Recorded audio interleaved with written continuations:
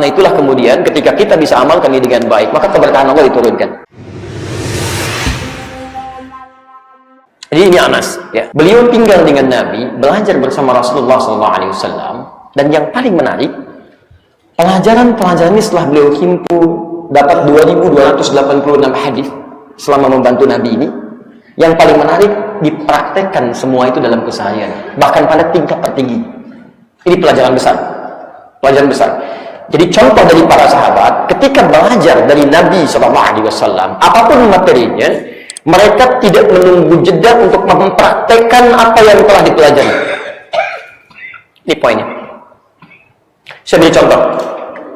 Anas itu pernah sholat di belakang Rasulullah SAW, bahkan mungkin sering. Ya.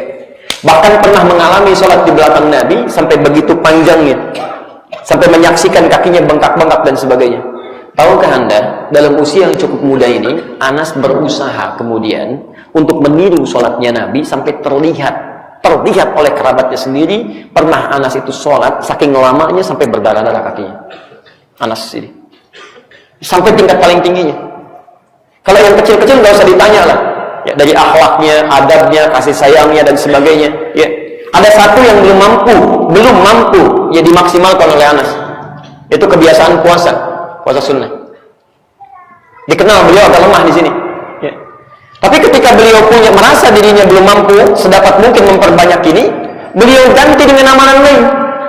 Setiap muncul hari-hari waktu puasa, misal yang sunnah Senin, Kamis, dan belum bisa puasa di dalamnya, maka beliau akan kumpulkan 30 orang fakir, kemudian bersedekah kepada orang-orang ini. Masya Allah. Diperhatikan, ketika tidak mampu melakukan sesuatu, dia akan cari amalan lain yang sekiranya bisa bernilai lebih atau sama dengannya. Paham sampai sini?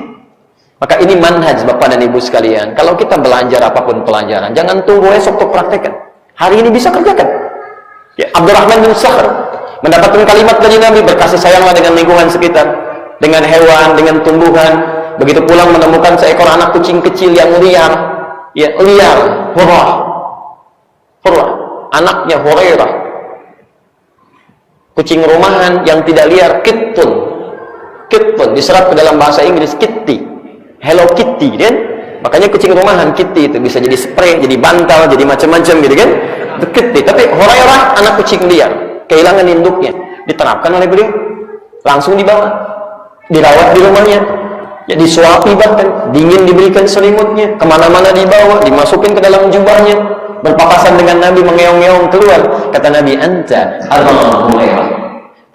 Abu Hurairah, kamu bapaknya anak kucing kecil. Maksudnya, kamu merawat anak kucing ini seperti seorang bapak merawat kepada anaknya. Demikian sayangnya, kemana-mana dibawa. Dan nampaknya sampai kiamat kurang 2 hari nggak akan ditemukan yang seperti itu.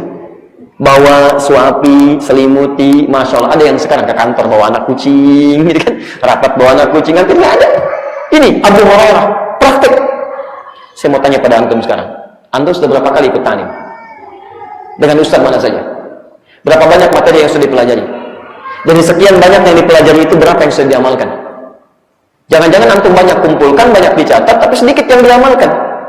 Dan yang paling luar biasa salahnya adalah menggunakan ilmu itu sebagai amunisi untuk berdebat. Itu yang fatal. Antum belajar untuk saling menyalahkan atau untuk diamalkan? Coba cek lagi, tidak ada dulu sahabat-sahabat tadi belajar untuk saling mencela satu dengan yang lain, itu tidak ada. Kalaupun ada yang keliru, kemudian saling melengkapi, saling mengisi, saling bersilaturahim dan sebagainya. Makanya saya sering katakan begini, dulu zaman Nabi turun Al-Quran, diterangkan menjadi hadis, yang keras jadi lembut, yang pencela jadi pecinta, yang pemukul jadi perangkul, yang terbelakang jadi maju, yang tadinya cemberut jadi senyum. Kalau antum belajar Quran yang sama, hadis yang sama, tapi hasilnya beda, pasti ada yang salah dalam prosesnya. Yang lembut jadi kasar, yang kemudian bersatu jadi terpecah, yang pecinta jadi pencela, yang perangkul jadi pemukul. Mungkin ada caranya yang salah. Bukan hadisnya yang salah, bukan. Hadisnya sahih Ustaz, ini kan sahih. Hadisnya memang sahih, tapi cara Anda memahami hadis itu salah. Bukan hadisnya yang keliru. Ya. Jelas di sini? Karena itulah kemudian ketika kita bisa amalkan ini dengan baik, maka keberkahan Allah diturunkan. Anas ini termasuk hidupnya yang paling berkah di antara para sahabat.